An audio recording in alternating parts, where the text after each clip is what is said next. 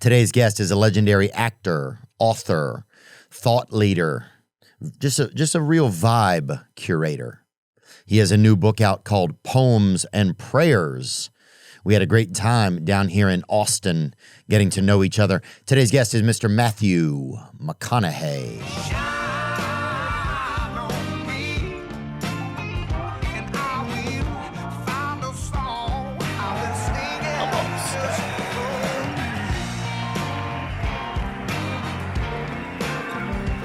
Glad to be here. Yeah, thank you so much, Matthew. Nice to meet you, man. You too, bud.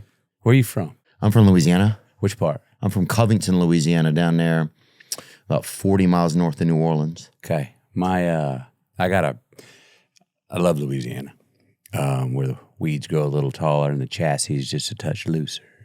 But my family, my dad's mother, the Maitlands, had a school in Morgan City. So we would go to Morgan City every year for the Shrimp Festival.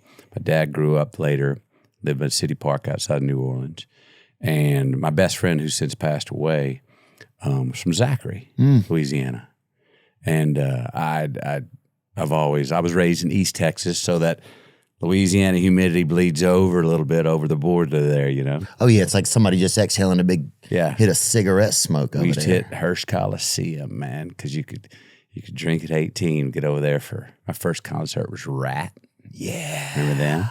R-A-T-T? R-A-T-T, man. Yeah, Lay dude. it down, round and round. Yeah. And I'd go to WWE matches over there. Bro, you were in the best place for wrestling. Yeah. I got kicked out of Hearst Coliseum twice. You got kicked out of it 2 times? 2 times, which is tough to do. Yeah. But if you spit a loogie on King Kong Bundy when he's coming to the ring, yes, they will try to kick you out. But then you get kicked out, and there is a window on the exterior of Hearst here that goes to one of the bathrooms from which I snuck back in. And then I had a bag of rotten tomatoes, and I pelted Skandar Akbar from the stands and got kicked out again. That's awesome, dude. Bro, they should have paid you for being there.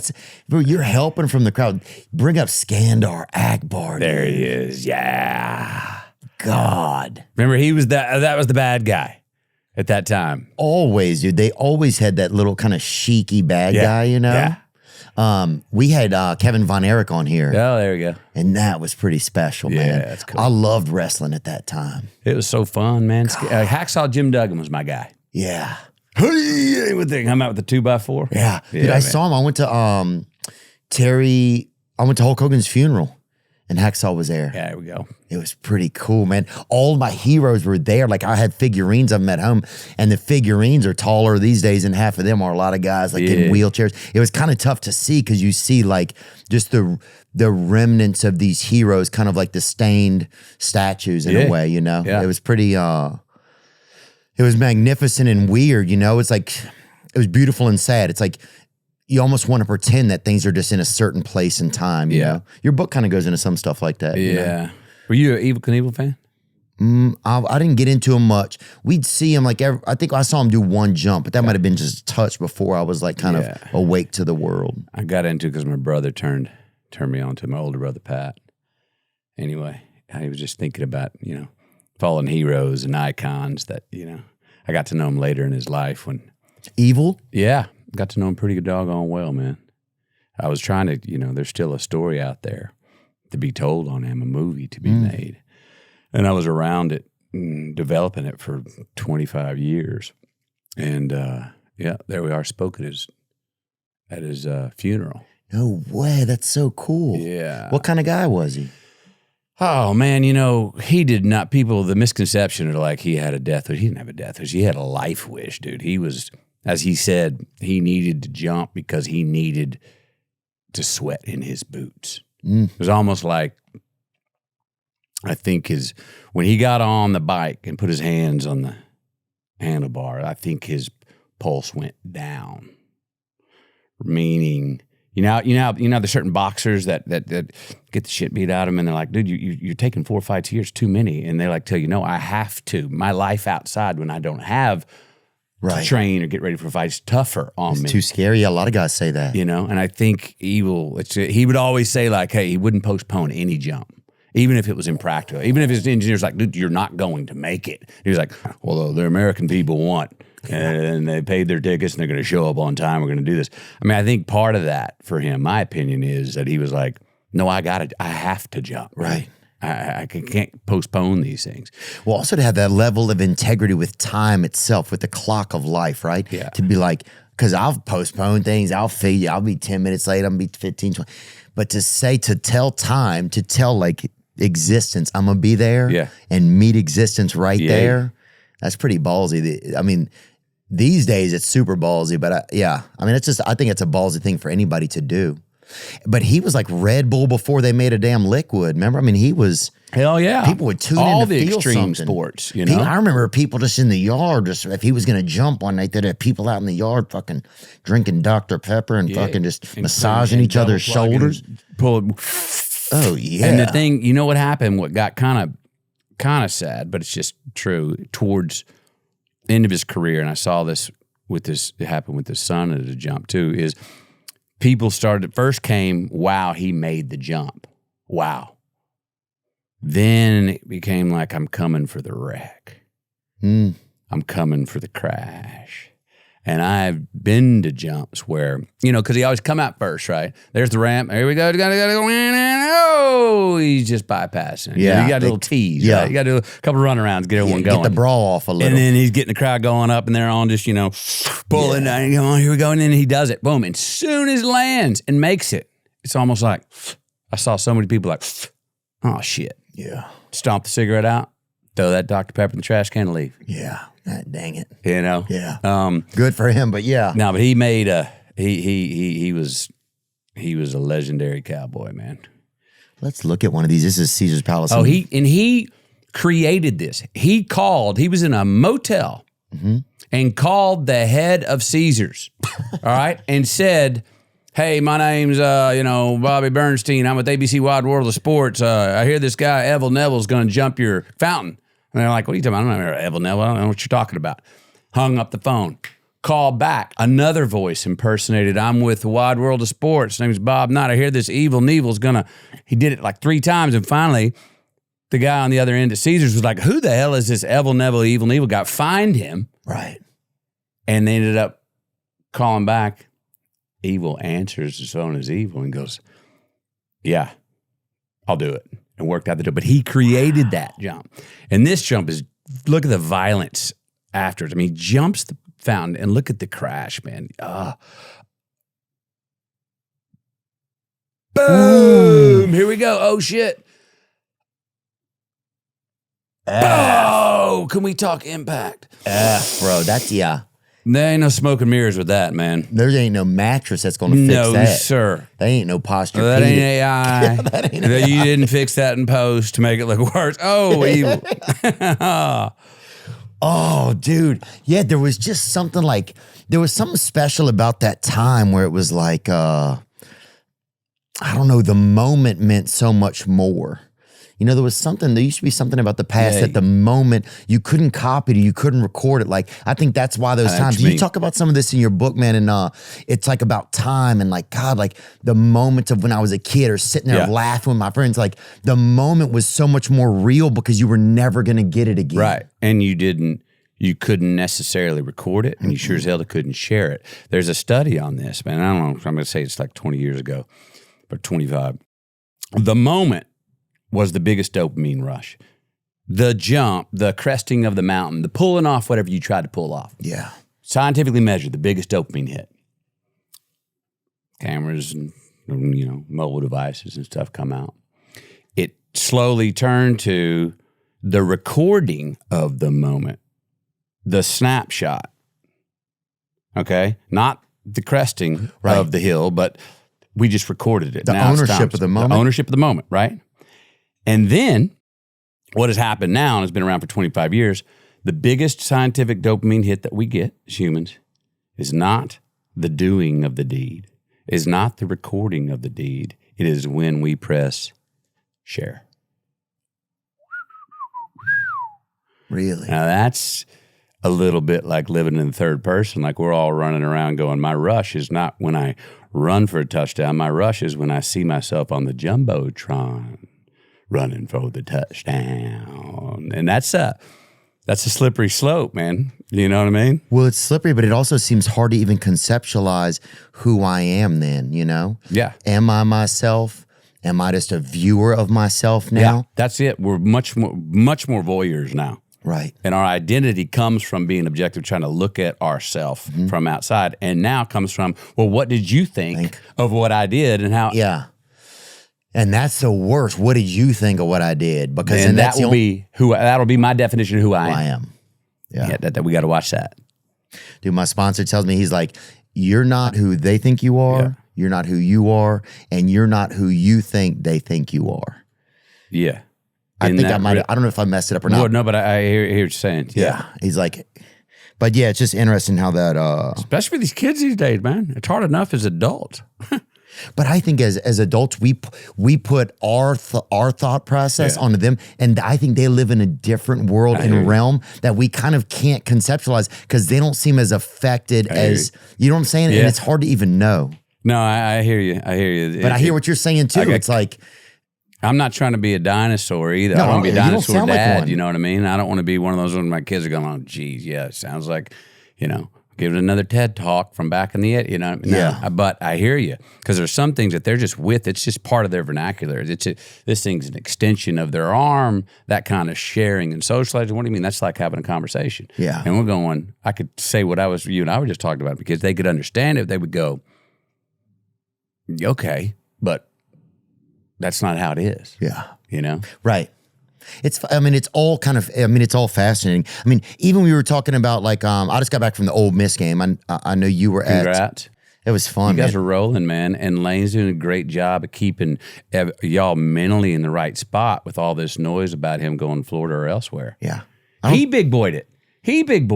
Look, what do you mean? Meaning he didn't go the traditional, no, it's not true. We want to keep the noise out. He went, we got this. I got this noise. Y'all got this noise because we're winning. Yeah. This is the noise that's out there. He's talking to those young men like an adult who's up with the times. Yeah. He's going, this is part of it, man. Right. This is part of it. And they're doing it because we're doing good. So let's do as well as we can right now and keep winning. It's a great message because your players are going, they get it now. I think these players get the portals, you're probably not going to be playing with the same guys for 3 years straight. Yeah. 4 years straight.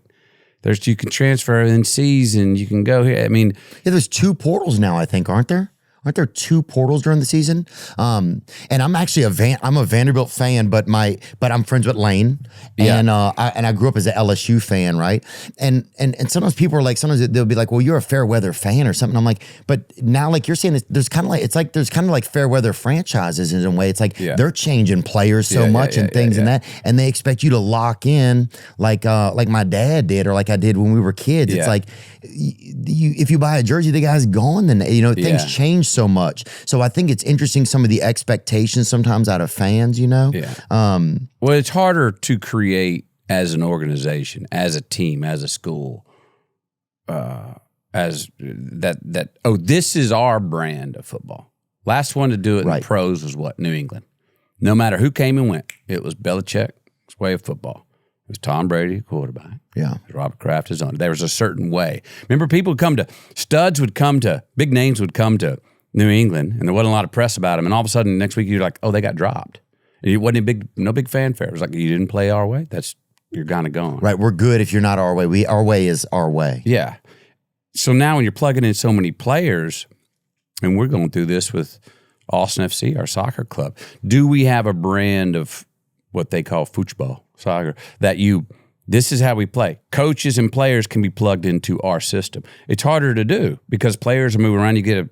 We got a chance to get this stud player. Well, if he's a running option quarterback and we've been running traditional offense, which is drop back, it'd be dumb not to update the way we play offense. Yeah. You know what I mean? Or whatever that is. But you have, how much are the expectations for the brand of how people play football at certain schools? Yeah. I don't know. What's the brand? Who has a brand of this is how you play? It's a great question. I mean, in college football. This is how we play the expectations of how. Maybe the brand, maybe the cultures are similar, and you have this is an understood, whether it's aggressive, violent, or finesse, or whatever that is, or we're gonna have a great defense, right? No matter what.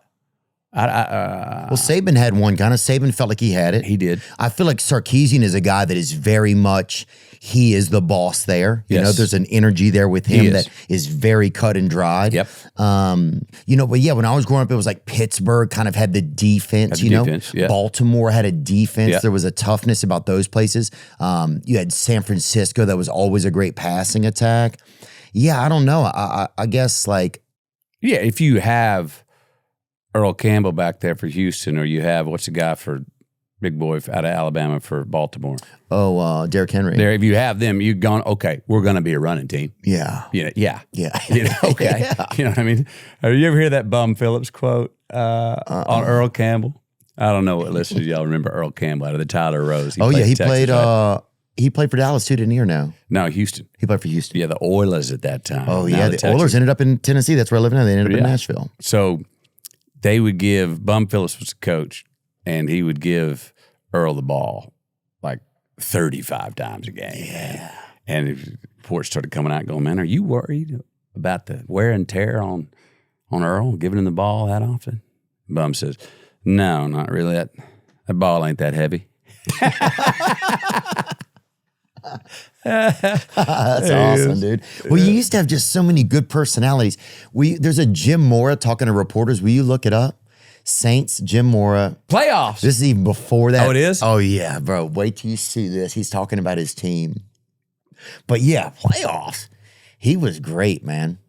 Watch this. Listen to this. This is crazy. Jim, obviously you're not happy. Oh, we got our ass kicked. We got our ass kicked. It was sickening. We have 18 plays on offense. First 18 plays, we turn the ball over, one for a touchdown. The other one's going to set up a touchdown. We can't, we got backs that can't hang on to the ball. They out-hit us. They out-toughed us. We stunk today. We're not even close between that football team and our football team. Not even close. Ridiculous. We run 2 screens. We don't block anybody. We get a back, gets his knee blown out on one of them. Didn't block anybody. We stunk. Just stunk. Some injuries. You think it? Dean told me he blew his knee out. You got to block people on a screen. Shit, he gets the ball out there, and 2 guys, big old animals, nail his ass. Shit, it's ridiculous. We run a screen before that, we get our ass nailed. What about scales, coaches? I don't know. Dean said he couldn't put any weight on his leg. That didn't sound too good to me. We're down. We're down in back. We're down in everything. Shit. We don't have enough people right now. It'll be hard to practice next week. There you go. There's not many of them out there. I mean, that was just I missed my good. friend Mike Leach watching that. Yeah. That guy could Oh, that guy was great, huh? Oh, what What was he at, Oklahoma State? Texas Tech. Oh, Texas Tech. Cliff Kingsbury country. Have you heard the one about after they went and go, there are players sitting out there and on the river on a blanket with their fat little girlfriends. Bring up Mike Leach's fat little girlfriends. Listen to this. Telling them how great they are. Yeah, that's so true. This guy's classic. Oh. As coaches, we failed to make our coaching points and our points more compelling than their fat little girlfriends. Now, their fat little girlfriends have some obvious advantages. For one thing, their fat little girlfriends are telling them what they want to hear, which is how great you are and how easy it's going to be, and how we had a whole bunch of people. Everybody wanted to win the football game, but nobody wanted to play the football game. Amen. It defies every level of work ethic that exists with regard to football, and as coaches, we have to solve our failure on reaching them, and the players have to listen. And I'm willing to go to fairly amazing lengths to try to make that happen. I don't know if I'll be successful this week or not, but I am going to try, and there will be some people inconvenienced, and if it happens to be their fat little girlfriends, too bad. That's awesome. That's what we need. People to be brave enough to have a personality these days. Right. It's kind of interesting, But check this out, because I'm with you. entertaining, it's smart, it's an inside look, it's frank, it's open. You know, people call it politically incorrect, whatever. Forget all that. Right. It's in the moment. It's great hearing somebody be honest in the moment with some color. But I also look at people like a great franchise. Bill Belichick says nothing. Do your job. Do your job. That's it. Great coach of the Spurs. Oh, Popovich. yeah, Pop. Cuts off interview. Like, Yep. No, you saw it. Thank you. Bam. So there is something that they keep noise out because they don't give any color commentation. Yeah. And is there something about that is a stability within a franchise that your head coach is going to handle all that color behind closed doors, or just stay on that line? Keep it super simple. Do your job. Do your job. You didn't do your job, you're out. Yeah. Going to get someone in that can do your job. I know it's much more complicated than that. They're running X's and O's and everything. But this is another question. And look, in college football, which is why I like college more than pro. So much. So our great legendary Texas coach, Daryl K. Royal, told me one time, he goes, Matthew, you can get the maximum potential out of your team 3 Saturdays a season. I believe it was number 3 Saturdays out of a season. So you at that time you had 10, so you got 12 now. So now maybe you say you can get 4. Boy, there's an awesome black hole there to fill for the psychology. 'Cause that's all psychology. Yeah, he for goes, sure. you hope you have, you coach to have your team at peak for one of those peak 3 weekends against the best teams. And then you hope they're just play kind of all right against the all right competition, and then have their worst days against competition they should beat anyway. Yeah. They should just roll. But boy, if 3, I'm still curious. I think what if you got a coach right now, if you could get 6 top peak performance Saturdays, 7? I mean, because I'm asking for 3 hours. Right. I'm asking for 36 hours a season for you to be mentally and physically and spiritually Right there. on the edge and locked in. And There's an opportunity there. Is that what I'm saying? Oh, 100%. That no one saw. And for somebody to even see that there is an opportunity there, right? Because sometimes you might just look at life and be like, well, there's going to be highs and lows, right? Like you can have a great team, but yeah, you're not going to win every single time. So it's like those moments where you've had 2 great weeks in a row, and like now the spread is 17, but it's like, no, that's not the laws of life, right? So how do you adjust? What's realistically possible to weather that storm of that 3rd weekend where it's just the laws of the universe are not going to allow it to be as perfect? And balance how much, look, because sometimes your team needs confidence. You know, I remember talking to Mac Brown at practice after it was 20-something years ago. We'd just come off like, 45-0 route to UCLA. Beat them? No, they routed us. We were not good. And that Tuesday practice or that Monday practice, it was like a completion for 2 yards, a clean handoff that went for 2 yards. We got to applaud that. I was like, well, applaud that. It was like, man, I've got the teams. We need good clean handoffs and a reception and a clean pass that wasn't intercepted. We have to build the confidence back up. So sometimes you're there. Other times you have such talent and they're so confident. How do you keep them playing? No, I'm not worried about your confidence. I need to make sure you feel like an underdog against yourself, right? Against the ability that you can play to, because great teams are essentially playing against themselves and how great they think they can be. And that opponent is nothing but in my way. Right. To me being as great as I can be. And that's, if you got that working, if you can flick that switch in you, howdy.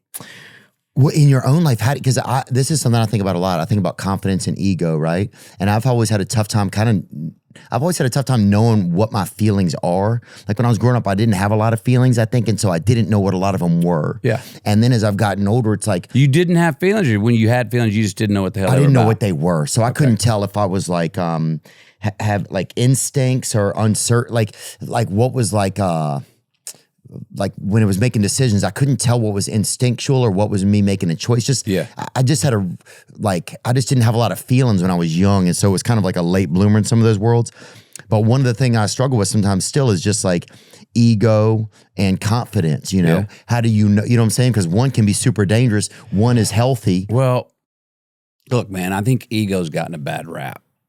This, you know, elimination of the ego, you know, there's a difference to going, I have confidence. I have confidence.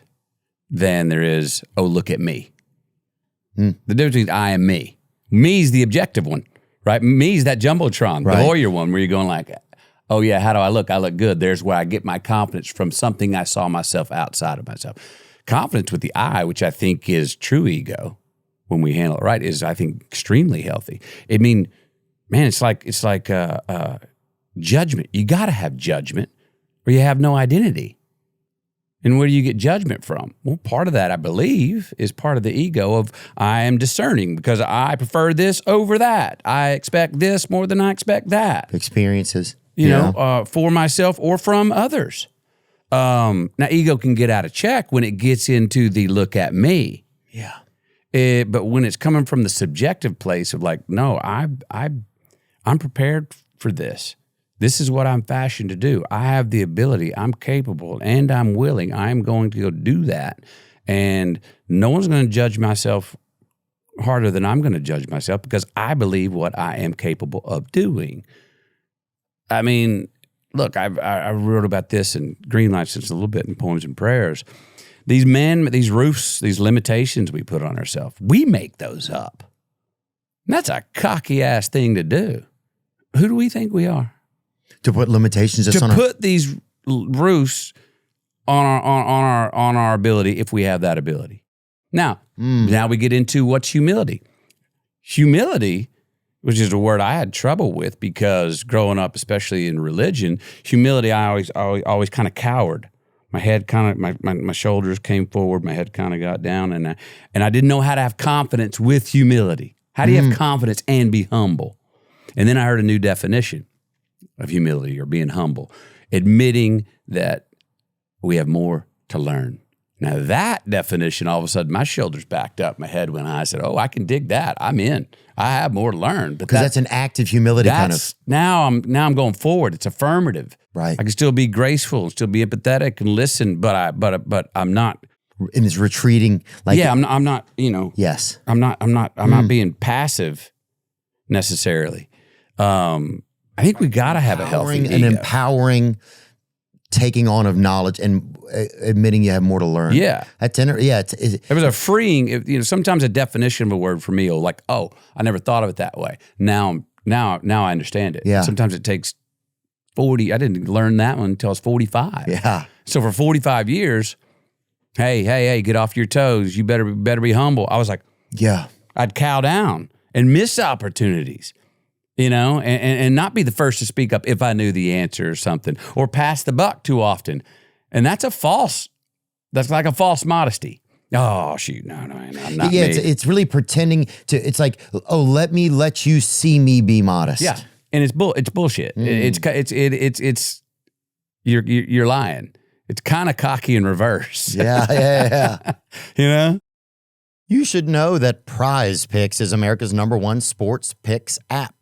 Football and basketball season are in full swing, and there's no better time to join. The app is really easy to use. That's what I like about it. To create a lineup, all you have to do is pick more or less on a few players' stats. That's it. And right now, Prize Picks will give you $50 in lineups when you play your first $5 lineup.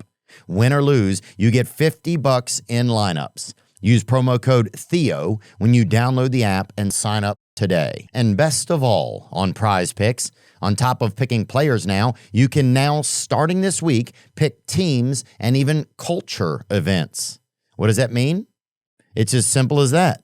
You can now just pick the winner of the game on Prize Picks. Football, basketball, hockey, combat sports. Plus, they've got picks for crypto, politics, and entertainment in the Culture Picks section. Prize Picks, Player Picks, team picks, culture picks, all in one trusted app. Play responsibly. What happens when your health becomes the punchline? From seed oils to stress, toxins to pollutants, the modern world is screwing with our health at the cellular level, leading to exhaustion, brain fog, digestive issues, and more. But here's the thing. You don't have to settle for feeling like garbage 24/7. Armra Colostrum is nature's original health hack, packed with over 400 bioactive nutrients that fortify gut integrity, strengthen immunity, revitalize hair growth, fuel stamina, elevate focus, and help you function like a human again. We've worked out a special offer for our audience as well. Receive 15% off your first order.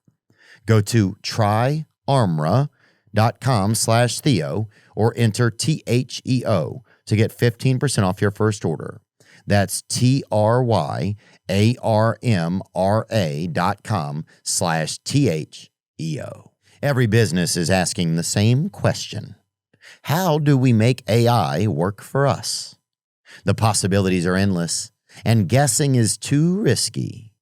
But sitting on the sidelines is not an option, because one thing is almost certain. Your competitors are already making their move. No more waiting. With NetSuite by Oracle, you can put AI to work today. NetSuite is the #1 AI cloud ERP trusted by over 43,000 businesses.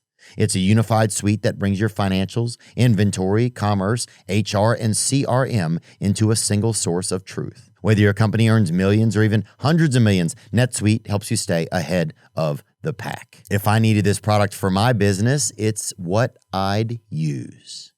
Right now, get our free business guide, Demystifying AI, at netsuite.com/Theo. The guide is free for you at netsuite.com/THEO. That's NETSUITE.com/Theo. Yeah, I mean, it's all like having some awareness about yourself, but try not to be too crazy where you're sitting there just thinking about yourself all the time. Yeah. It's all pretty fascinating, man. I mean, and there's a lot of good stuff in this book. I'm trying to think of some of the parts that I really liked. You write that courage is often one more step in the right direction. Yeah. Yeah. And you talk about that in marriage, faith, Yeah. And character. Yeah. And yeah, I thought that was pretty interesting because, there's times where I stall. Yeah. That's where I stall sometimes. I stall with that, like, I don't know what this is going to be like. I don't know what this is going to feel like. I already don't like the feeling of this, right? It happens to me a lot with like commitment and relationships and stuff. It happens to me a lot in like trying not to control the outcome of like even a moment, right? Yeah. Like, God, I just, to have a little bit of courage there to be like, well, let's see what this, right. What would one step more take me deeper into debt, or am I gonna power through and get to the other side of it and go, oh, okay, I stuck with it. Now I see it. Now I see the light. I like this. It's a really interesting measurement. I think we always got to do, man. I mean, I try to measure remember the no fear. I was always like, what do you mean no fear? Oh, yeah. There's a lot of stuff I fear. There's a lot of stuff I think we all should fear. It's what things do we go, but I'm going to have the courage to go, I'm overcoming that fear. But there's good and there's bad fears. Meaning like if I'm reading a script and I kind of like the script, but man, I'm not sure about the director and this financing doesn't have enough money behind it. Can we really make this a good movie? And I'm not going to be, I'm kind of scared of that. I think maybe that's a healthy fear you got there, McConaughey, because the pedigree around it may not be as excellent as you want it to be. There's other times, I'll say where you see a character, and man, I like the directors on it, man. We got good financing behind us. Production value is going to be good. The script's damn good. And I'm looking at this character going, I am scared shitless about how am I going to pull this off? Well, okay. I would subscribe that maybe that's a good fear, that I need to dive in and go, well, let's go find out. but don't back off of that one, because that one, and then I'll see the movie 2 years later. I'm like, oh, it was great. And look at that part that other guy got to play. And then I'm kicking myself. Going, you didn't have the huevos and the will to go sit there and go find out? McConaughey, come on, man. You know what I mean? So it's measuring the good ones and the bad ones. You say you got a bad feeling if you already have a bad feeling. Look, I do think this, man. My brother Rooster says this. He goes, man, if everybody only did what they love to do, there'd be a whole lot of unemployment. Yeah. You know what I mean? I mean, it's sometimes it does suck, and you got to do some hard things. You're like, man, I'm not, this doesn't feel right. Now, does it not feel right, or do we just not like it? A lot of things we got to do that we don't like to do to get to the other side and go, well, you know, especially as we get older, when we got things that we've invested in, family and friends and relationships, our own self. Those are some fires that we've been putting logs on for a while. And it can be hard sometimes to sit there and keep tending those fires or keep tending those gardens we're talking about, right, on our own soul. But you sit there and you go, I believe that if I do the hard work now and break this sweat and draw some blood to make this work, which sucks, I'm going to get to the other side. It's a sacrifice I'm willing to take to get to the other side and go, oh, there we go. All right, there we go. Now I can sleep better. Now I can wake up going, yep, I'm still connected to what I created in the past for myself. I did the next right thing for myself, and it sucked. But damn it, that's right there where I could have backed off and retreated. I could have said, oh, I smell smoke. Gonna be fire. Well, sometimes it's like, no, it's smoke. Maybe go put out the damn fire before it turns into one. Yeah. That's what I mean. Or let's procure this fire a little bit, make a little bit of barbecue for the future. Yeah. You know what I mean? Yeah, I do. Well, I think also it's like it creates linchpins in your life. Like some of those things you're saying, like even like with family and stuff, and being willing to do that, right? And be like, okay, this is a project that my wife and I, my partner and I are going to create together. You know, did you have fears about like that at certain points in your life of like starting a family and committing to that and doing that? Was that kind of tough? So, look, the one thing I always knew I wanted to be was a dad. 8 years old. Tell you good story. So, you know, Dad had introduced me to a lot of his male friends through life, and you know, I'm shake their hand, look them in the eye, and nice to meet you, sir. Sir was a big thing in our family. And I remember I was 8 years old. We were in an Oak Forest Country Club parking lot, hello, Longview, Texas, and I met these two men. They were both in black slacks, white shirts, and black jackets. And one of them had shades on. And as I was shaking their hands, I remember the sunlight was behind them. It was kind of in my eyes. I was like, nice to meet you, sir. Nice to meet you, sir. It hit me in my 8-year-old mind at that time that, and they were talking about they started talking about their own children. And it hit me in my 8-year-old mind that, all the people I've shaken, all that my dad's introduced me to, that I shook their hands and said, sir, to, were fathers. And in my 8-year-old mind, I went, that's how you succeed in life. And it, you know, whether I malapropped or that was the meaning I gave it, it stuck with me. And it was always been my measurement of what successful life would be as a man, to become a father and to then help raise kids. So I knew I always wanted to be a father. Now, then you get to, can you meet a woman that you're in love with and that, you know, is going to be a great mother, you know, to them. I fortunately met that woman in Camilla. So, but we didn't get married right off the bat. And maybe this is because my mom and dad were married 3 times, divorced twice, and her mom and dad were married 2 times and divorced 3 times. Thank God. So we had a track record for reason to go like, that's a lot of math and jewelry. Yeah, a whole lot. Yeah. So we're rolling along, man, and saying it's going great, and we don't want to get married because that's just what you're supposed to do. I don't want to back into it because someone goes legally. It's but no, bullshit. I want to. And I didn't really want to. I wasn't against it, but her and I were like, we're doing good. We have our first child. Or let me go back to 9 months before we have our first child. I come home, and there's cheeseburgers she's cooking on the grill. I smell them. She pours me a double of my favorite tequila. God. I sit down, she gives me a gift. I open it up. It's the, what do you call it, the sonogram or whatever gram that is, where you see in the belly you got a baby and a fetus. She's pregnant. Oh, my gosh. Oof. Cried, tears. We hug it out. Oh, my God, this is so awesome, et cetera, et cetera. Let's call my mom. Tell her the good news. I get my phone out, call Mom. Camilla's sitting next to me. Mom, you there? We got some great news to tell you. Got you on speakerphone. Can you hear? Camilla is here. Hi, Camilla. Hi, Miss McConaughey. How are Mom? You there? You got me? Yeah, I'm listening. I can't wait. Tell me. Mom, Camilla's pregnant. Crickets. Oh, next thing I hear is, no, Matthew, this is out of order. I didn't raise you to do this. No, Matthew, you're supposed to be married, and went on and on and on in a 5-minute monologue and then hung up. And I stop, I look over at Camille, and she looks at me, and we're like, oh, shit, that didn't go the way we kind of hoped it would, man. And so, let's top off that drink. Now. You know what I mean? Woo, okay. 10 minutes later, the phone rings. It's my mom. Yeah, hi, Mom. She goes, hi, Matthew. Mom, on speakerphone. I go, I can put you on speakerphone. Okay. Is Camilla there? Yeah, she's right. Hi, Miss McConaughey. Okay, can y'all both hear me? Yeah, we hear you, Mom. We hear you, Miss McConaughey. Okay. I would like to put some white out over that last. I was being selfish, thinking about myself. If you two are happy about it, I should be happy for you. It's not my place to be unhappy.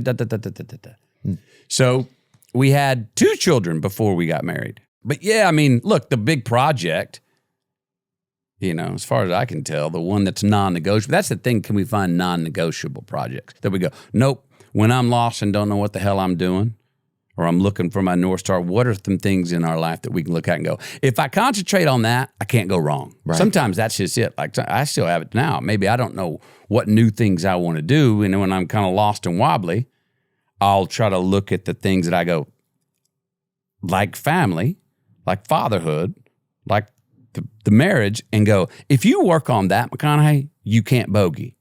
Right. You may not eagle the hole, but you're not going to bogey. And you definitely ain't going to hit one out of bounds. You can't spend too much time on that in your spare time. And then that'll help you spiritually, heart and head. And so I try to go to the non-negotiables when I'm like, and then when things are going well, that's another thing. I love to accomplish it, man. I love to go work, and I'm going, all of a sudden I'm hitting the road. I'm all over the place.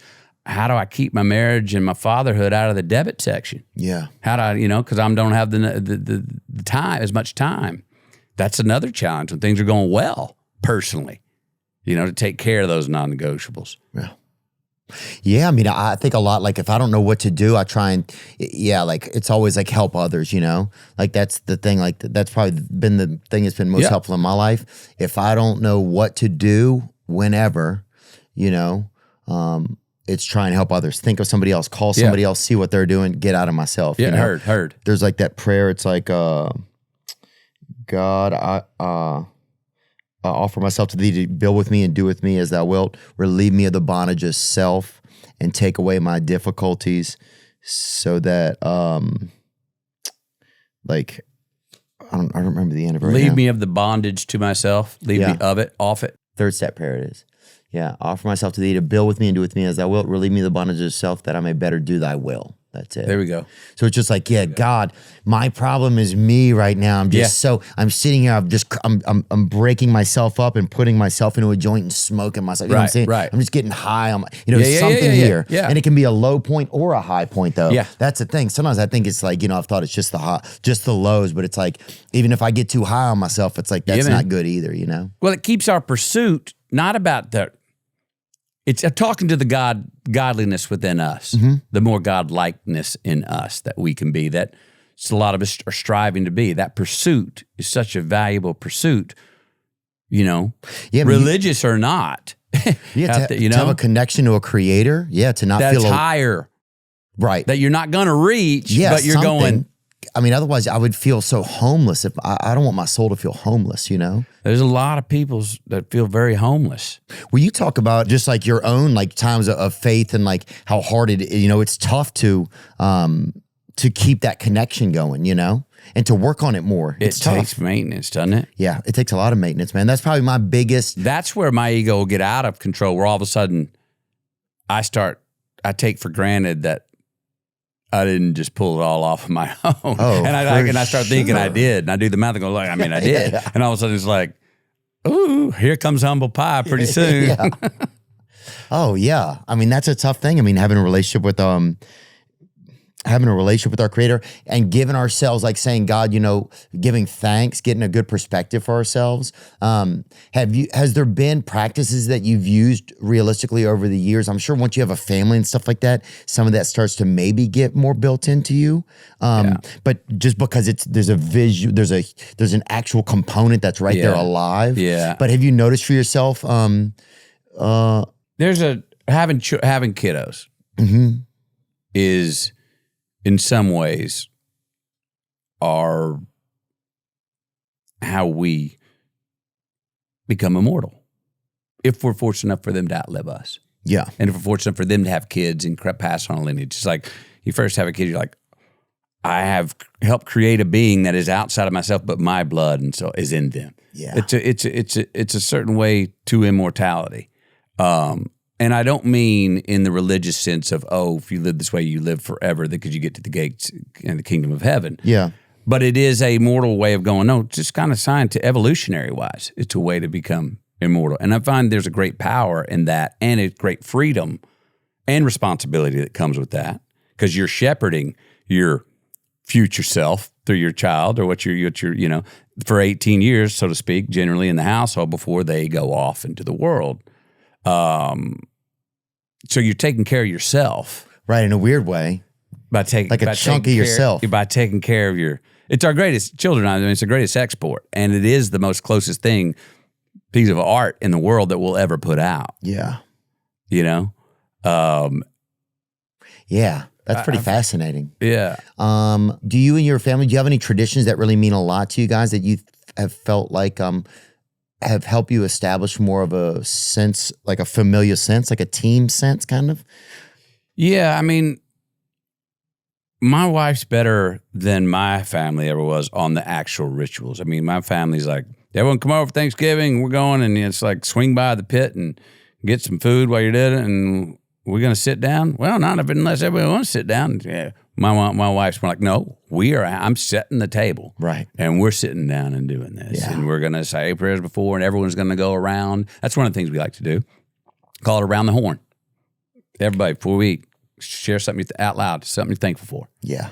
Share it up. And at very least out there, it at least makes the food taste better. Yeah. At least. But it also is a great conversation starter because you'll say things, and a lot of people don't like to share them out loud.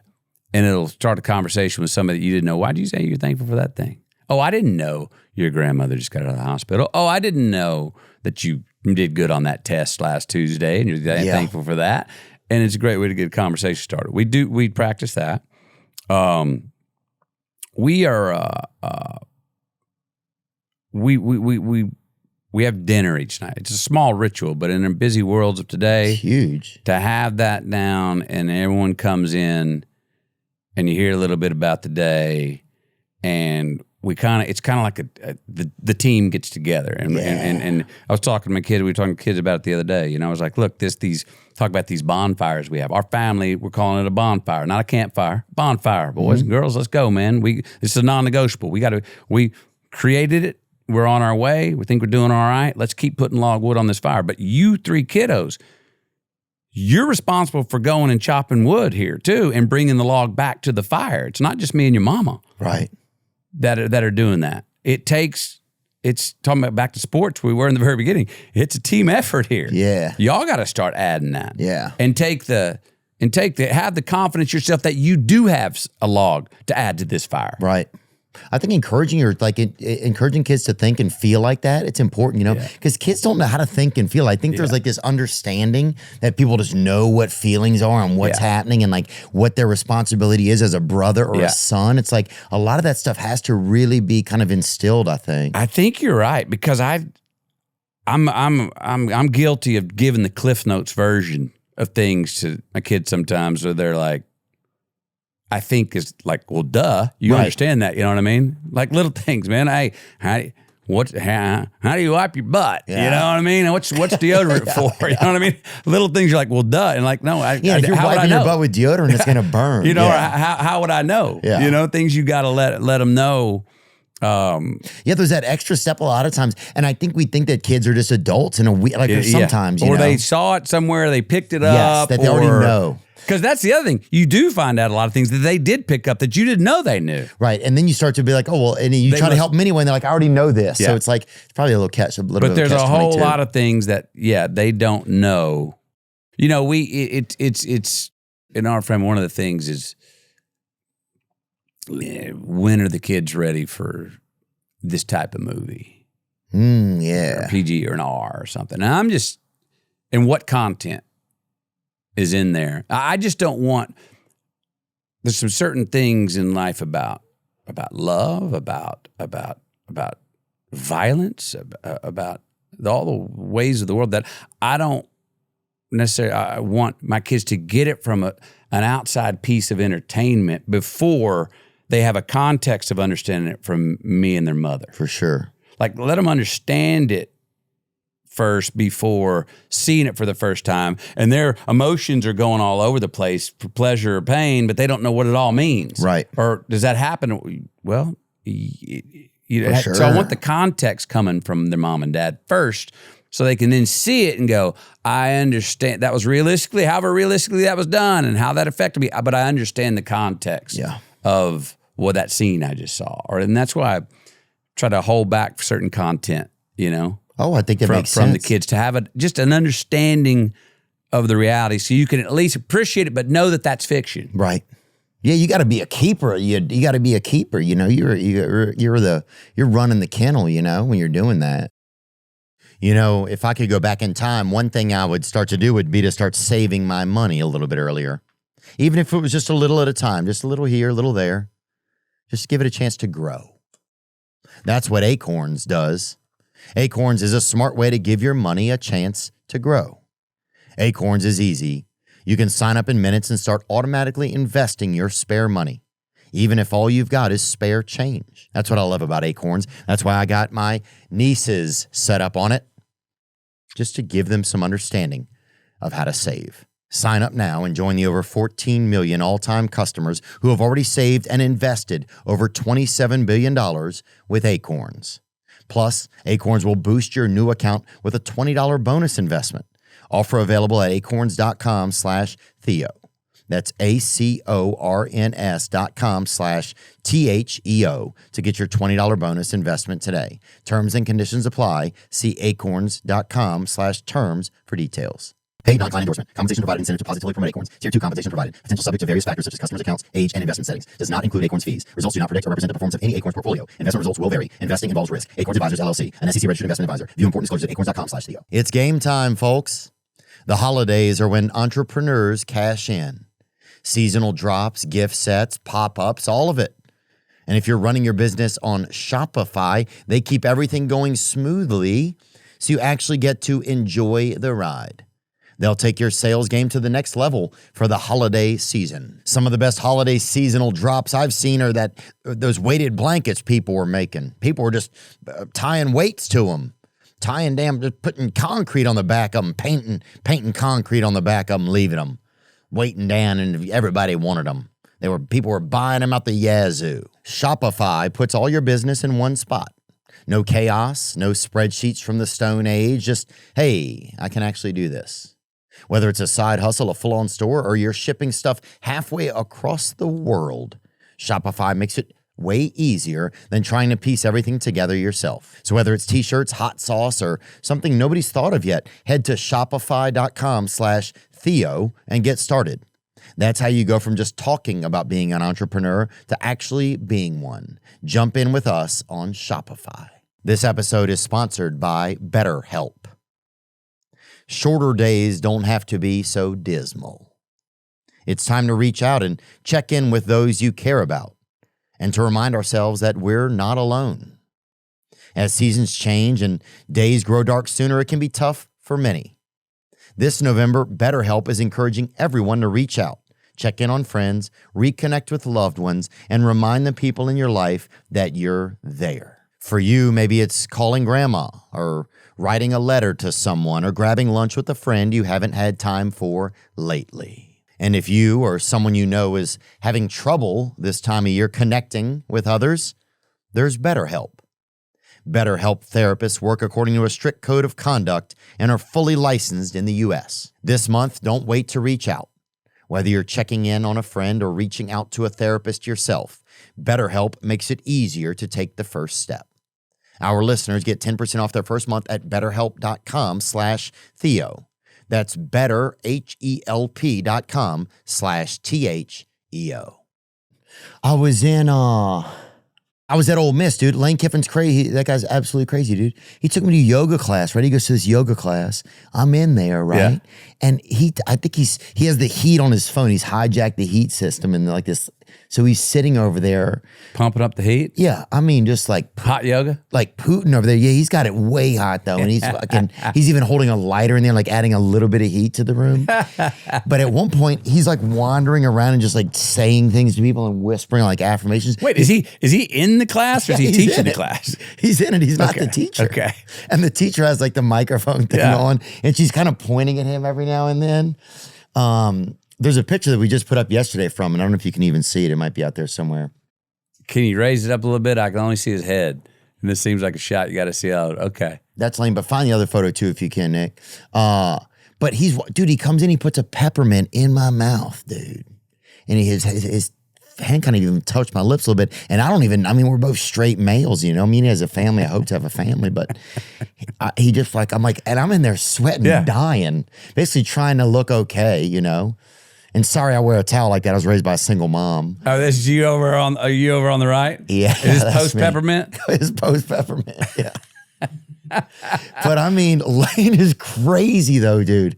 He has these weird rituals and stuff in there, and he'll like bounce a golf ball in. Yeah. It's like dead, and he'll bounce a golf ball across he's just doing bizarre stuff in there. Does he have a method to it? Is he doing it It is. It's this it's like he's some sweat Moliere or something, you know? I don't know what he's doing, but it's just amazing over there. But he just always likes to be involved and having an effect, right? So that's what I noticed about him, and it's interesting, and it's fascinating. In the same way, is he a trickster? Or is he a sort of, as you said, he's just going to throw in some color commentary on the situation. He's going to give a different color. He's very colorful. Okay. And so, but he's got a big heart. He'll make sure that everything's taken care of. He's on top of everything. Yeah. Right? But I think he likes to be very colorful and stuff. But we had a great time over there. Anyway, this was just an experience that we had where he goes to this yoga class every single day and he never misses. And it was just... it was a great experience. I mean, I had to lay down for a little while, and some girl was like, "Do you need CPR?" And I'm like, "No, I don't fucking need CPR." Okay, just taking a rest. Yeah, I'm just taking a rest with my eyes closed. And you look like you went through it, man. You look like. Well, I was laying there like this for a little while because I wasn't doing really good. I didn't black out, but I like light browned out or whatever. But it was like I'm fine. But anyway. Yeah, but it was just fascinating over there, man, just to be over there. And we got to walk through the walk that they do up to the stadium. And that was pretty crazy. Yeah. I mean, they're just, that fan base is pretty rabid. I didn't realize how special it was over there in Oxford. I didn't realize. They got it going on right now, man. Yeah, they got it going on. I think they're going to make the CFP. I'm hoping Vanderbilt makes it in. I don't think that they're going to. Well, what did y'all lost 2? We lost 2, yeah. To us and to Alabama. All right, that's. But they need a big win, you know. We need a big win. Who do you got left? We still have Tennessee. And we have Kentucky next weekend, and then we have Tennessee. All right. You clear those 2 with a 2-loss season, you're most likely in. Maybe. Well, look, like we just have Sanford Stadium down in Georgia. Got it handed to us. You were down there at the UGA. What's that like over there at that Athens? I've never been between the hedges. It was? I had never heard Sanford Stadium between the hedges as being like one of the places. Whoa, it's really hard. Oh yeah, man. Was it 90,000? And those fans are in unison, man. And they had. I tell you what, I get to measure stadiums, right? When I go to them, like, what's the fan base? Oh like, yeah, it's amazing. How happy are they that I'm there compared to how much did they like? F you, McConaughey. We're gonna get it. You know what I mean? Yeah. And this crowd was loud from the beginning, especially that first half, and then the second half when they started to boat roll, they were still really loud, but they were one of the higher decibels that I've heard. But they were continuous is the thing, especially anytime that they're that we were on offense. But the because you get crowds that are in unison, they know the chants. Auburn does a good job of that, being in unison. Yeah, they have their chants. It's a big thing. You can have 30,000 more people, but if the rituals and the cheers aren't in unison, it's not as intimidating at all. And yeah, they were happy I was there, but they were also giving me straight horns down and going, "We're going to whip your tonight." You know, and so it was a healthy hate they had. I love that. You know what I mean? Because I've been to some visiting, and they get a little edgy. Oh no, I got some, and I won't say their names on that. I got some that, dude, I'm dodging loogies. Yeah. You know, you're dodging those tomatoes you were throwing at her. Dude, huh? and they're like, and I was like, here we go. Okay, and I've been to others. They're like, the time to kill is now, buddy. Whatever, you know. And then I've been to some where it's like, they're too happy they're too nice to me. I'm like, uh-oh, y'all are in trouble. You know? yeah.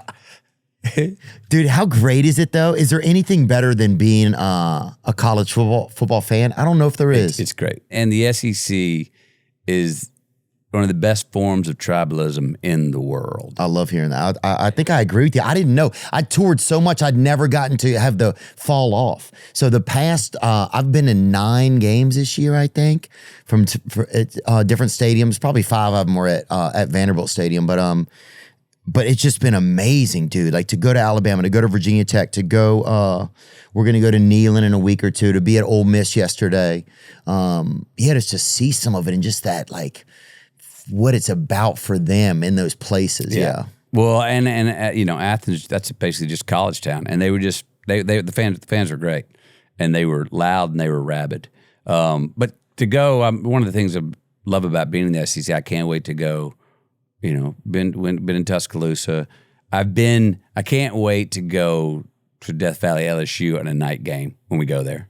Because I've only been there once, and they played Vanderbilt when Vanderbilt was a doormat, not the Vanderbilt now. Yeah. And so that was a good experience, but that wasn't a great Death Valley experience. I can't wait to get over to Tennessee. That's a beautiful place that I think might be the most beautiful place to see a game is that Neyland Stadium. But I haven't been to see a game at Austin. I want to go see that. I know that Rogan and Tony Hinchcliffe went one time. You might have went to that same game that they went to. I've been to most of them. I'm over there on the sidelines. That's so cool, man. Yeah. Yeah, I just feel lucky to, first of all, even just get to be around some of the teams, to be that close to that energy, that young. If you stay around young people, it just keeps you young. It's like there's something that's like, I don't know. It's energy. That's how energy works. And I still have to remind myself how young these young men are. Yeah. You know? And that, it's like, because they're so damn big, you know? And then you look and you go, oh, you're 18. Yeah. 18. When was that? You know? Got to go back and do the math. You know what I mean? Yeah, you can't even figure it out. Because I'm down there and I'm feeling like I was at college UT just a few years ago. Well, a few multiplied times a nice size number, but it seems like it was the other day, you know? I know it does, man. But that's what's kind of nice about it too, is the connectivity of that there's something special about when you get around certain things, that it's undeniable that it's nice that it feels not that long ago in a way. Yeah, it is. Yeah, and again, on the SEC, man, I was talking to Sankey about this the other night.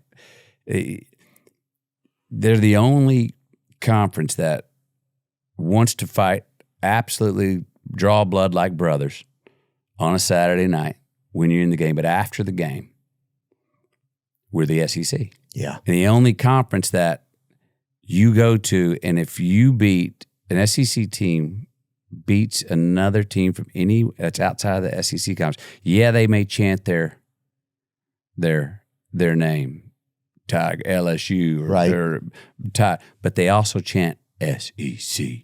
SEC. They do. Nobody else does that, man. I used to get upset with my friends that would cheer on other SEC teams if our team was out of it, right? Right. But now I get That's it. Now I get That's it. It's it. like, this is the conference. That's why I'm kind of, look, I backhanded, I got it when OU beats Alabama like they did. I get a little, there we go. Even when A&M came back from down 33 against South Carolina, I'm like, there we go. Because we're the old Southwest Conference, the old Big 12. I'm rooting for them to go and I'm a Texas fan who wants our two biggest rivals, those Aggies and OU traditionally. I want them to be undefeated when we play them. You know what I mean? That we usually play OU around the, 5th game of the season. 4th, 5th. I always want OU to be undefeated, and I want us to be undefeated, and then I want to beat them. Yeah. Beat them, and I want A&M. We play A&M the last game of the year. So it's still coming up. It's 2 weeks, from now. Let's or go. saying whatever weekend it is. I don't know when this comes out, but I want them to be undefeated. Hell, when we beat them is what I wanted. You know what I mean? That's yeah. Well, I always cheer for the underdog, man. I find I always cheer for the underdog. That's one thing I loved about Vanderbilt this year. They've always been the underdog. Yeah. Pavia is great. They have so many great guys. Every guy over there has been. met Pavia. He came up and said howdy after the game. Oh, he did? In Austin. Oh, that's awesome. He's a great guy, man. Great, and he's man. the underdog. He's just been the underdog the whole time. I was like, man, congratulations on what you've done. Keep doing it, man. Y'all got it rolling. And and what Lee's done and with that, because look, there's a lot of players on there that a lot of these teams we're talking about didn't necessarily sniff them. Oh, yeah. Because they'd have been on a different team. Yeah. But look what they've done. It's, again, back to psychology. Yeah. That's a mental edge and the power you can get from believing you're an underdog or that the world saying you're an underdog fuels you instead of makes you cower. Going, oh, yeah? Watch this. But to believe that is different than to say that. Like we've seen plenty of teams that are cocky. Right, yeah. And you're like, not to get into the ego side of it. You ain't got to, oh, you just laid a big hit on that running back and there's 3 minutes left in the 4th and you're 17 down. I wouldn't be doing a dance there, Pops. Yeah. Did you see the scoreboard? You know what I mean? Or the come out is what Moore was saying, or who was it? Mike saying, well, I wanted to win the game, didn't want to play like to win. You can see, you want, there's a certain swagger that you're like, are you playing the part or do you believe? Right. Again, are you looking at the Jumbotron and acting like what you think you should act like? Or do you believe that? And is that dance you're doing coming from, from you? That's me. That's how I feel. Difference. Dude, there was the other night I was somewhere and there was like I think a Titans, one of the Titans kind of brass. And they had one of their upper people was, and Pavia was there. It was some dinner thing we were at. And I said, oh, have you guys thought about drafting Diego? And the guy goes, well, he's a little small for us. We like this is one of our guys. There was a player there and he pointed at a guy and he's like, that guy's 6'7". Yeah. And I was like, that guy's 1-7. Right. I was like, Diego Pavia is 8-2 right now. I right? hear you. And I know it's different. No, I hear you. But for me, it's like, if I'm a team in a city, I would get a player that everybody loves that played in that college. I don't understand why pro teams don't do that a little bit more. Well, they do. The Saints have been the best at it historically. Drafting the local, keeping it in Louisiana. So that true. Superdome's full of people going, that's our guy. Boudreaux's my cut, Oh, that's a good point.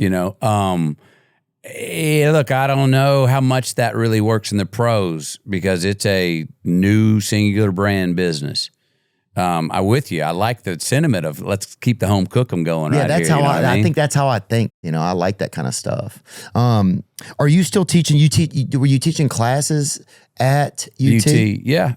I visit there's a professor that's in there daily, but then I swing in and we'll talk going for 3 hours at a time. And because what we do is we break down films and ads that I've done. It's called From Script to Screen, meaning let's see the journey that this book that turned into the first script, that turned into a shooting script, that turned into the movie. Let's see the journey it took to get there because the original screenplay is very different than the final package you see. And so let's show these students, these serious filmmakers about how there's many ways to skin the cat.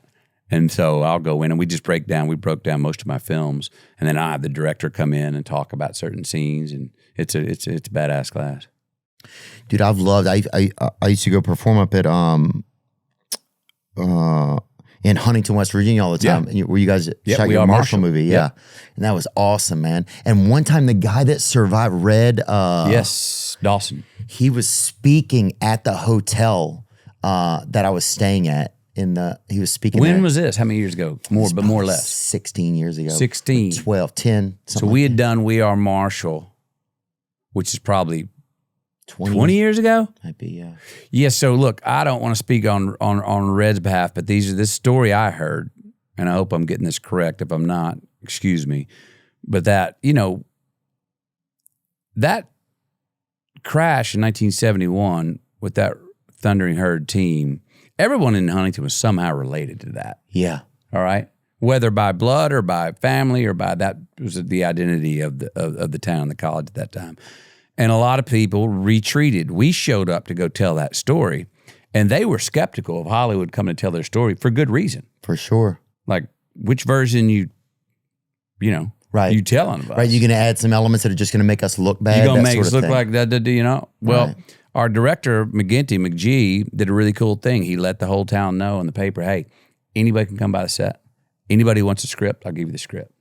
And slowly people started to come around. Script was good. They were like, okay, And then the movie comes out, and I think there was a bit of catharsis that can happen. Meaning, I heard that, Red Dawson had been very reclusive, and that the time around the film coming out and the story, and for other reasons, he started to come back out, watch a game, maybe get a little from maybe it started behind the fence, then it moved into a bleacher, then it moved into talk. Anyway, you hear stories like that, and not that the film we did was responsible for that, but a part of that you go, what a cool thing Right. to be a part of and see that can happen, Well, art, that's an interesting thing about art is that something can come out of something that's nice can come out of this, right? Yeah. Something that still honors it, even if it didn't do the best job, something that earnestly tried to show up and honor this thing. Yeah. Or spend time with it, right? Yep. To spend time. Spend time spent on it, well-intended. Right. Try to tell the truth on it. They get to then see a representation of some of their experiences on the proverbial Jumbotron, but also that can help us get to know ourselves better, especially if you've been locked up and covering that, you know what I mean? Holding those things, yeah. It's crazy some of the things that we hold, I got into doing like ayahuasca experiences over the past maybe 5-6 years, and that's helped bring up a lot of old stuff and process it, Yeah. That stuff's been pretty good for me. Now, a lot of that's talking about, going back, we were talking about ego earlier, a lot of that's about get rid of the ego in a way. When that's, what's been your what would you say has been the best thing, most healthy thing for you that those ayahuasca journeys have done for you? I would say it's helped me process a lot of old pain, things that were kind of weights, Yeah. kind of things that were just clumped up roots of my past, Yeah. hard mud around them. Yeah. It just helped that stuff break up. Okay. So it's easy for me to be up here a little bit in my own soil All right. and have an experience to grow. Yeah. Heard. Not be locked. We more receptive, maybe? Yeah.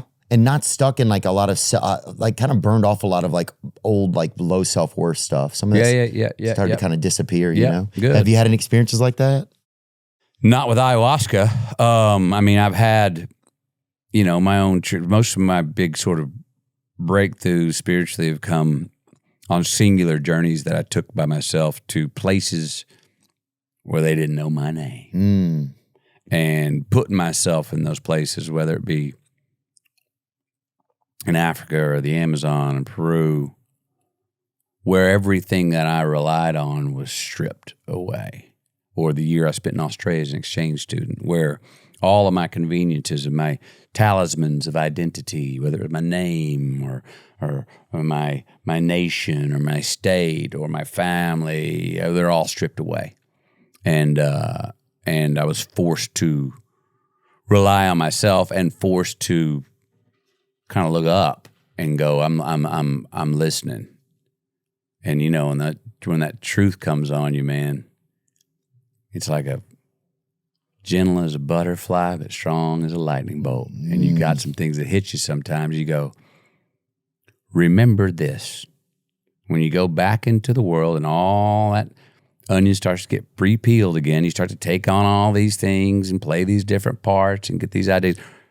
Remember this to be what you understand now to be a non-negotiable truth. It's like there's an Emerson line about the truth that comes to us in quiet solitude. It makes so much sense, but can we take that amongst the masses? Can we walk into the cathedral, the stadium with 500 million people, like, and still hold that truth to be ours and true for all time. Wow. You know? Yeah, I think that's something as I get older, that's the thing I admire somebody that can have just like a quiet self-confidence, you know, an integrity, you know, that's that you can tell that that's kind of unshakable for them, you know? Well, and it's tough, man, because the world changes. And a lot of times we change by changing with it and adapting. A lot of times we change by staying exactly the same. And all of a sudden we look like an original and you're like, I'm doing the same thing I was doing. I just jived when everyone else juked. You know what I mean? Or I just stayed the same while everyone else was juking and jiving. Do you ever feel like that? Like there was a comedy manager one time I was on a plane with him and he said, your audience will evolve, right? Because they'll grow up. But so you have to evolve somewhat, right? But there's a fear, I think, especially with comedian stuff. Well, this worked. Yeah. So I got to be that person for, you know, that's what I have to be a lot, you know? Yeah. I mean, I don't know if that's like that for actors. I guess it's probably different. No, sure. Or you think like this movie style worked for me. That's or this choices I made. Oh, everyone likes that when I do that. Yeah. That got memed or that got, you know what I mean? Doesn't mean I'm going to, you know, I'm not saying I'm going to, hey, I did never go, well, make sure you say all right every scene, every movie. I'm not saying that, you know what I mean? Yeah, but I'm saying there's certain things you especially if your character's deaf or whatever, or he's like just in a coma and at the very end he's like, all right. Or just a pessimist. So don't say. Yeah. Dude, that would be the best. He's like such a Jack Nicholson. Who's Jack Nicholson in that movie where he's just that pessimist? Anger management, is that it? Is that it? Yeah. And then at the end, you just say it. Here's your bumper sticker. No, there's certain things that, you know, you get to, I think we all do. Rock band knows what their encore is, you know. Bruce knows they want to hear Born in the USA. Right. How do you sing that, your proverbial fastball? You know, Clemens knows 100-mile fastball. Don't mean, does he need to know curves and sinkers? Yeah. But do you forgive your fastball? No, you don't forget your fastball. Of course not. I think you go, but how do you do it? What I try to remind myself is if I know I'm going with something that's a fastball, I go, okay, how do I do it like it's the first time each time? Yeah, I've always wanted that with probably with comedians. You got something, you know, man, bam, it works. How do you do it like that's the first time? How does a band go out and play that song they played 2,000 times? Man, like, how do they get off to it that night? What I've heard is that, you got a new audience each night. So you're feeding off of them and it's their first time. So you can give it to them like it's first time. That's interesting. I never even thought about it like that. Yeah, for me, it's just always tricking myself. Laughing. Sometimes laughing seems very present. Yeah. And so things like that. Some modalities I'll do before, like ice baths, sauna, those types of things to just get your energy so at a fun level of being alive and existing that no matter what you're doing seems fun. Yeah. So I think a lot of it is having fun. How much of that, let's talk about that. How much of doing that, being successful do you think is enjoying what you're doing when you're doing it? Oh, like man. How much, if you laugh at a joke, and I think I'm agreeing with you here, is that I've done things where I'm like going, I feel confident enough in it where if it makes me laugh and no one else laughs, I'm going to then think that's funny. Yeah. And that will then probably in turn be funny. Well, that might just be a good acting. I mean, yeah, that's probably just a really good way to, as an actor, to be able to like have that shift. Like, okay, if this didn't even land the right way, then that part of it is then funny. Yeah, I think as a comedian, if I'm taking care of myself and I'm in a good way, then it's going to go good. Right. I know. I just think it's like, they just want to see you having a good time. Especially these days, people are just so, like with podcasting and stuff, people will get to know you so much. They just want to be in the room with you, right? They want the material to be good and you want it to be good. Yeah. I don't want you to just you're all there wanting it to be good. Right. And I wouldn't show up if I didn't think it was at least good enough to bring to you to trade for a fare. But a lot of it is just people want to spend time around each other. My greatest mentor, a lady named Penny Allen, who's since moved on, would always say this, you know, and you got a crew making a film, you got 120 people, you got directors, producers, not everyone agrees on everything, right? And you can get in arguments and da-da-da. And she was like, just remember this, Matthew. She goes, one thing everyone is there for and wants is a good show. You know what I mean? Right. Like that's a You have unifying. different ways of getting it, but no one's there going, I don't want this to be a good show. Everyone wants it to be a good show. Dude, in my head, sometimes I'll get in that thing like, oh, I know how to make this, Right. That's the part I get stuck sometimes. I want to talk a few minutes more about writing and stuff before you go. Thank you for your time. Sure, man. Poems and Prayers, that's your new book that's out. When did you start writing and who kind of got you into it? I know there's stuff in here from when you were 18, from when you were in high school. That's probably when I started writing longer form poems. And that was a year in Australia where I was one of those times I was lost and wobbly and looking and trying to figure, didn't have friends to rely on, didn't have family to rely on. So I started, dude, I was losing my mind in a good way. I was writing 16-page letters to myself. Dang. And returning them with a 17-page letter. Hey, bro, what? Yeah, bro. Socratic dialogue. I was going, hey, man, we got to entertain ourselves. I ain't got no one else to go to, so let's have this out. And so I... What a strange. I mean, it's cool. It's strange. It's unique. Oh, it's strange, and I'm it's glad. Unique. Sorry, I it think was it's hard. No, that's strange. So, what were the letters? Were you saying like trying to work shit out? Yeah, I was losing my mind. I didn't know what. I didn't have a compass, man. Everything around me was odd, and I didn't know if I agreed with it or disagreed with it, or if it was just a cultural difference, or if it was bullshit, or just if getting to know yourself. And I didn't know where to stand until I got pushed to where I had to make a stand. And boy, when I had to make a stand, when this host family wanted me to call them mom and pop, and I went, no. That's that. I'm not going to do that. I appreciate you thinking of me that way, but I still have my mom and dad. And I remember at the time why I said this part. I do not know, but it was like I thought it would ease the blow a little bit. I remember saying this. I was like, "No, I have a mom and dad, and they're still alive." Yeah. I gave them this little context, just in case. Like, what the hell does that matter? Anyway, and to make that stand and go no. And then call them, say goodnight and call them by their first names, and then wake up the next morning, my alarm clock was a screaming woman going, he won't call me mom. Going, oh, shit. And then going to her and going, no, I won't. But putting an arm around her and going, creating some boundaries for yourself, figuring it. I had to create a boundary. That's it. I was trying, and so to do that is part of, I think, a big part of identity. And so I started writing, I'd written since I was probably 12, but I started writing poems and jotting down prayers and things when I was, like I said, lost, wobbly, and looking, but also times where things were going well and I felt spiritually strong and going like, well, what are some habits I got right now?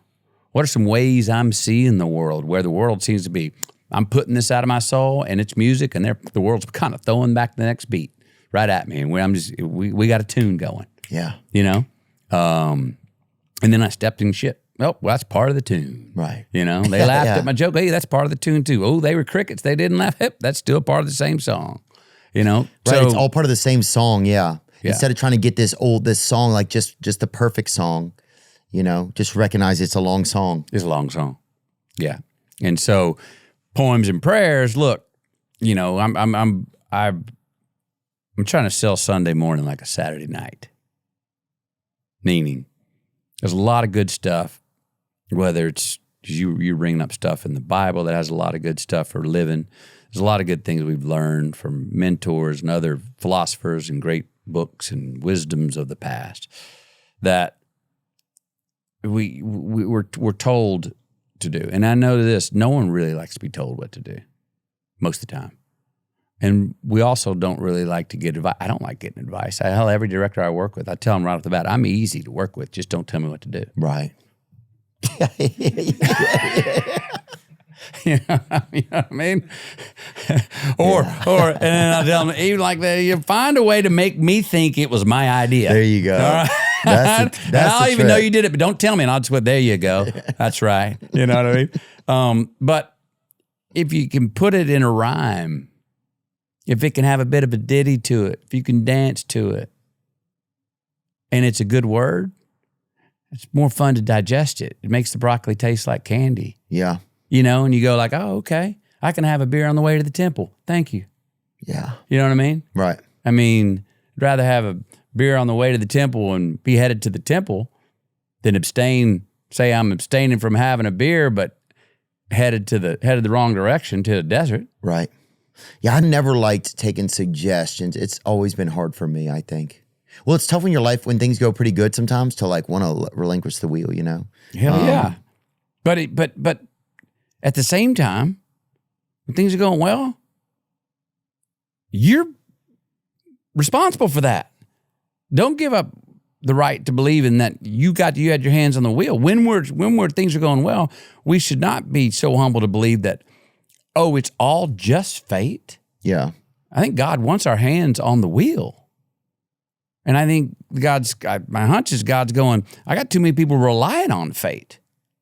Yeah, that's a good point. Take control of things. You know? When things are going, give yourself the ownership of going, I did that. Wasn't all me. Right. Other things in the world happen that I'll never understand, for timing and fortune and everything. But give ourselves credit when we look at the mirror and go, you're partially responsible for that, bud. All right, here we go. Yeah. To build some sort of gravity within yourself, you know? And understanding. Yeah. Because because it doesn't mean, and understand that the hard part about when we're succeeding, I think, catching green lights, got our hand on the wheel, and we're just smoothing through traffic and life's like that. The hard part is believing, oh, this is how it's gonna always be. Oh yeah. Because it ain't. You'll have blow a tire, man. Some goofball's gonna run a red light and hit you. You're gonna run out of gas. Something's gonna go wrong. So there'll be times you don't have your hands on the wheel, or you don't know where you're going. So knowing that those times are coming, I think is another reason to go, well, when my hands are on the wheel and shit's working out, let's look in the mirror and give myself a little bit of wink here, boss. There you go. Let's turn our favorite music up a little bit and enjoy it a little bit. Yeah. Drop the top. Yeah. Yeah, there's one point he talked about prayer too that I thought was pretty cool.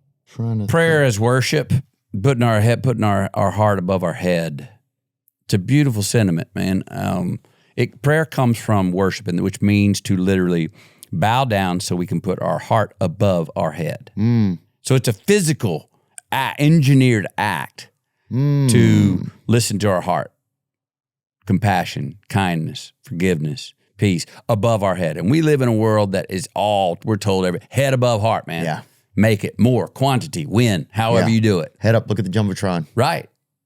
And the humility of putting your heart above your head, literally just physiologically, is such a cool image for what that's for. And I don't think a lot of people, I didn't know, that is what prayer is actually engineered for. That's why you bow. You bend a knee and you bow to put your head below your heart and your heart above your head so you can hear the sacred within you. Now, the sacred's coming from the heart and the soul. I'm all for knowledge that we gain in our head. And we need knowledge to understand reason. Yeah. But there's a lot of stuff that the math doesn't add up. And that's languages of the soul. And it's not supposed to add up. And I think that's part of the pursuit of God. That's what I think God loves a scientist, because scientists are the practical pursuit of God. Well, there's some spiritual stuff that we're not supposed to be able to make sense of. I agree. That's what faith comes from. Everything doesn't have a balance sheet. Everything you can't figure out. Everything especially emotions, you can't like, there's not a lot of math on them. No. Yeah. Nope. Like instincts, all of that kind of stuff. I think like that's something I want to lean even more into in my life, is just like believing like I just have to know. I have to know that what this feeling I have inside of me is real. I don't need to read an article to tell me. Right. I don't need to read this or know this. Even if somebody shows me some fool's gold that they believe in, I have to know that this God created compass inside of me has some semblance of direction and factuality, you know? And it takes a lot of trust and faith to do that. And it ain't easy. And one that I always give myself a little amnesty on is from this Benedictine monk named Thomas Merton. And he said, God, I believe that trying to please you pleases you. So sometimes when we don't know, I think it's okay to give ourselves a little pat on the back and go, at least I'm trying. And I kind of trust that pleases God, that I'm giving an effort. Yeah, have some grace, huh? Yeah, grace. Yes, sir. Give ourselves some grace. Well, thank you, Matthew. I just appreciate, thanks for taking time to even contribute this. to the world, help people think. There's a lot of neat things to think about in here, like just leadership, courage, little avenues. Yeah. I think it's something that I wrote down here. Carve and burn was one that I Carve really and liked. burn, the wheat from the chaff, the fat from the meat. Yeah, man. We got to. In the name of transformation. That's that weed pulling we were talking about at the top of the show. We got to tend our own garden, man, around our soul. Make sure we're pulling the weeds. Because you can look down, you can go, where's that diamond? Yeah. Where'd it go? Oh, it's covered in all them weeds I let grow.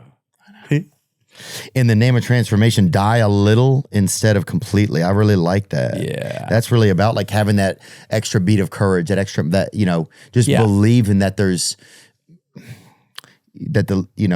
something here if you just stay in this space, you know. Transformation comes with sacrifice, and that's part of dying a little bit.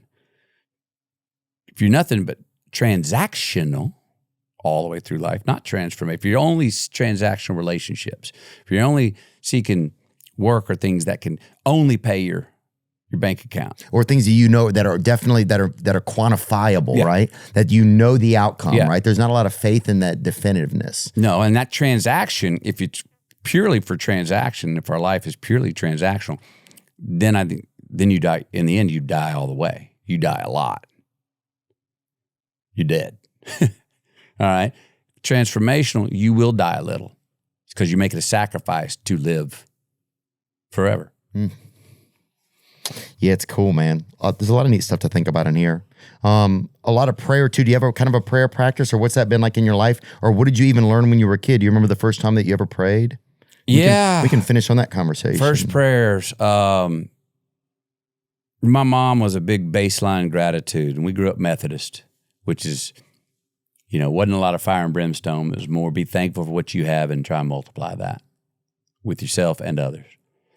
And I remember if we come to the breakfast table, like kind of grumpy or something, Mom would be in there cooking breakfast, and she'd grab us by the arm, walk us back down to our bedroom and go, you get in bed. And you get in bed. She goes, no, back under the covers. She already dressed, get back under the covers. She goes, don't you come to my breakfast table where I'm cooking you hot breakfast until you're ready to see the rose in the vase instead of the dust on the damn table. And you're like, oh, geez, I'm coming back. So you came back, hey, good morning, Mom. There we go, good morning. She acted like it never happened. Or, we arguing about, man, I got this one pair of Cape shoes and they got holes in them, man. I need another pair of shoes, you better quit bitching about having no shoes. I'm going to introduce you to the kid with no feet. Whoa, geez. So she was big on baseline gratitude. Yeah. And going, before you get into, being upset or pouty about anything today, look outside this curtain. Do you see the sun rose again? That was not a guarantee. Amen. Yeah, before you get how you feel about it, let's look at the facts. Let's look at what gift was given. Now, we may have a hard day. We may have something we got to work with, but that's baseline gratitude that do not take for granted. And now I have a tool to work with it with. You show up some gratitude, it certainly makes things smoother. Do you think, last question, do you think that, and this is back to football, because do you think that the Oklahoma, Texas, do you think those teams like being in the SEC now? Yes. You do? Yeah. Well, I know Texas does, and I think Oklahoma does too, and I think A&M did when they got. I don't think there were rumblings that A&M didn't want us coming over there, but I think in their heart of hearts they got enough chutzpah that they wanted us to come there. Let's get that rivalry going again. I know Texas wants to be there. Yeah, we want the greatest competition. We want to be in the greatest conference, and we want the greatest competition, and we want to push ourselves to compete at that highest level. Yeah. It is exciting. Yeah, I wondered that a little bit because, you just get so used to things being a certain way, and then you're like, and then something else comes in and I was like, do they really love it, So, yeah, I was just curious. Thanks for helping me think, man. Good to see you today, bro. Good to see you, Theo. Yep. Congratulations. Thanks for sharing so many creative things with us over the years and helping us have thoughts and feelings. Like, I've had a lot of emotion to your movies and been inspired and felt things and unfelt things, All right. by watching your art over the years. And so thank you so much. Thank you for Greenlights. Thank you for this new book. It's out now, Poems and Prayers. Just a lot of good stuff fodder to think about and feel about. So thank you so much, man. You're welcome. Good to be here, bro. Yes, sir. Now I'm just floating on the breeze and I feel I'm falling like these leaves. I must be cornerstone.